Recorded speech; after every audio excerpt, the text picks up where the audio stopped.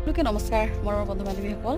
আজি এটা কথালৈ আপোনালোকৰ মাজলৈ আহিলোঁ আৰু আজি কথাটো হৈছে প্ৰায় আমাৰ চলি থকা যে যদি আমি কাৰোবাৰ ঘৰত যদি শুনি পাওঁ যে তাত কিবা এটা কথা আমি একো নজনা নুশুনাকৈ নেমেলাকৈ মানে আমি আলোচনা বহিবলৈ লাগি যাওঁ, মানে চৰ্চা কৰিব লাগি যাওঁ যে কৈ দেই বৰ বেয়া বুলি ক'ব লাগি যাওঁ। কিন্তু আমি সেইটো মানে কোৱাটো বৰ বেয়া।